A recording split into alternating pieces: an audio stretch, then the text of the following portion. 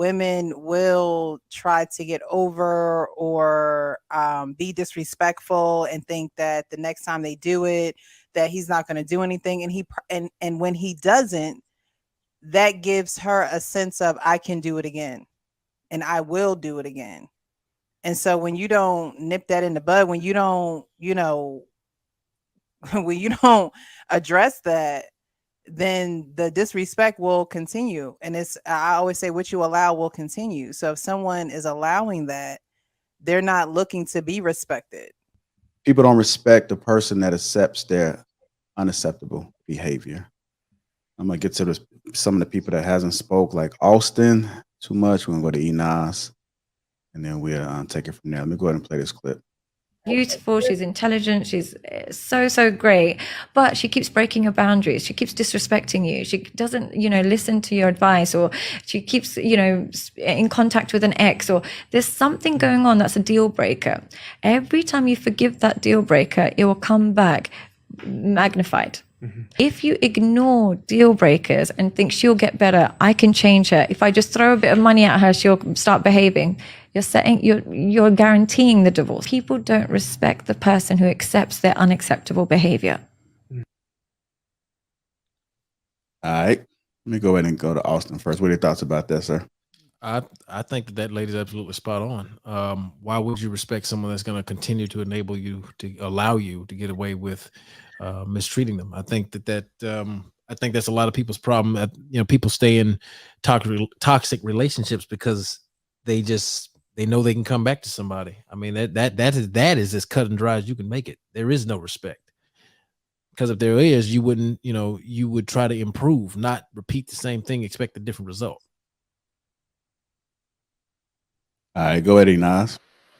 Yeah, I agree with the lady in the video as well, from a slightly different perspective than Austin.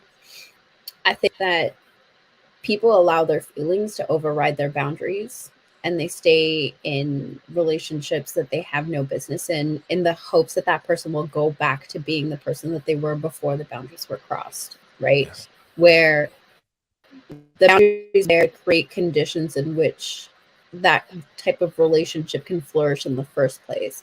And I think the moment we start to get back to that and start to understand that boundaries are a necessity for healthy relationships to exist, we can kind of move away from this whole conversation of people staying where they feel disrespected or actually are disrespected, right? Because there's a difference between feeling disrespected and being disrespected. All right. And go ahead and get to Precious. Yeah, a lot of times I would say, from people that I've spoken to and things like that, men let that behavior slide. And I don't think that that should be something that men should allow, honestly.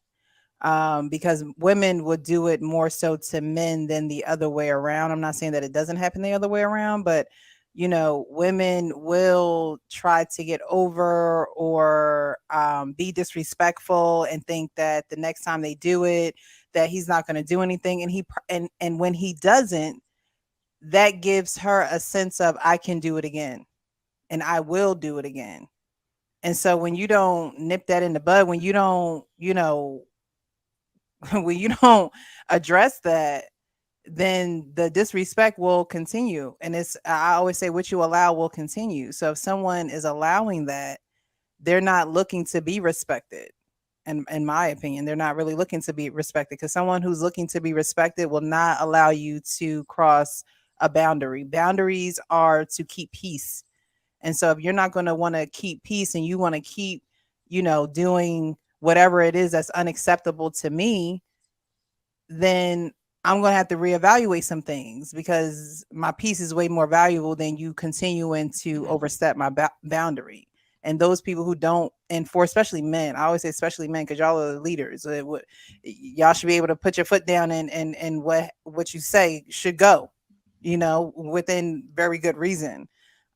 So if you don't do that, you're going to get walked over. And then she's going to have things to hold over your head when you're trying to plead your case or even walk away. You give her more rope to do things with, and you don't want to do that. So the respect is not there if she continues to disrespect you and and have unacceptable behavior. I don't think it should be accepted at all whatsoever. All right, let me get Sweeney in now. Okay, so I think we all know that habitual line steppers are going to habitually line step. And absolutely, it is absolutely true that they will not respect the person that allows them to do that. I think a better question for me is, what do we suggest to people who feel like they can't?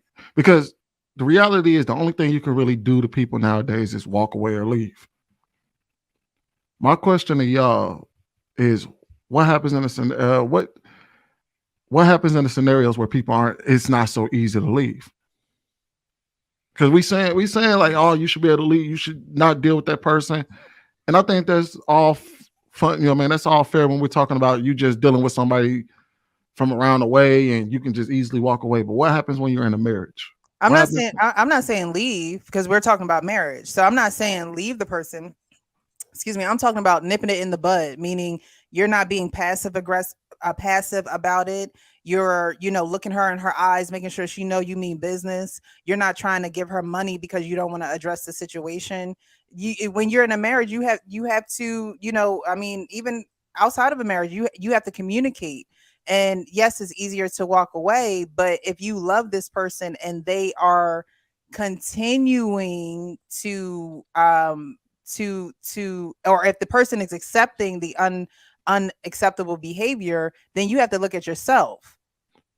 Like they say, it says people don't respect the person that accepts their unacceptable behavior. So if they're continuing to do it, you have to look at yourself as a man and be like, okay, why am I allowing this? Why is this continuing to go on? And it's like, that's why I said, it's like, do you want to be respected? Because if you wanted to be respected, you would demand respect.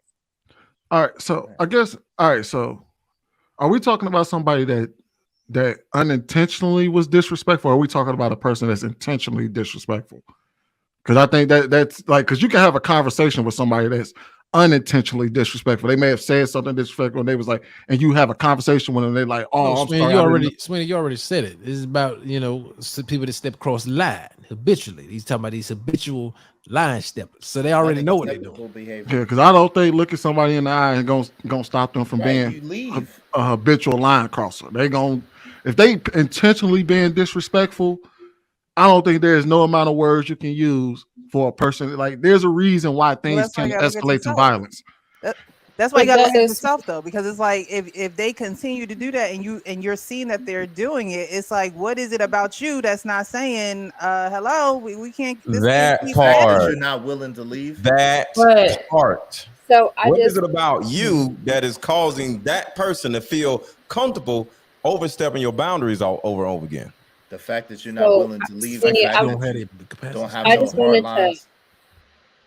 So Sweeney, I just wanted to point out, I'm going to pull out Ali real quick. So I just wanted to point out a little bit of like the hypocrisy of what you were saying earlier in the conversation versus like now, right? Okay. When we were talking about women and their level of aggression, you labeled that as a choice. But right now, when we're talking about disrespect, we're not still identifying it as a choice. And I'm just kind of curious. No. That's not what I'm saying. What I'm saying is, what happens in a scenario where it's not? I didn't say that leaving wasn't a choice. I said where leaving is not so easy. You know what I mean? So when you're talking about divorce and you have to have. I think you misunderstood me.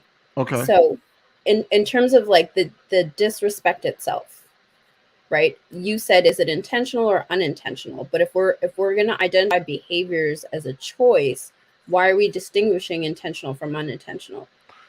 Because, say for instance, you can say something that somebody may deem disrespectful, but you haven't had a conversation about that. So they may have felt disrespected, right? So you can have a conversation with somebody and then they acknowledge like, okay, I can see how that was disrespectful to you. You know what I mean? And they change versus somebody who knows what they're about to do to you is absolutely disrespectful and they do it anyway. That's what I mean by intentional versus unintentional. I'm not saying that the person is like, oh, I'm going to disrespect you and I know I'm disrespecting you, but it's not my choice. It's unintentional. No, what I'm saying is like they may have said something disrespectful. And you're like, wait a minute. Hey, I don't like that you said that. You know what I mean? That you said or did that. And they may have not have knew that was something that was triggering to you, versus somebody that knows your triggers, that knows that, hey, if I know if I go out there and say, my man is a bitch to the whole world, that I know I'm disrespecting him, and that's what I'm speaking to. That's intentional disrespect to me. Yeah.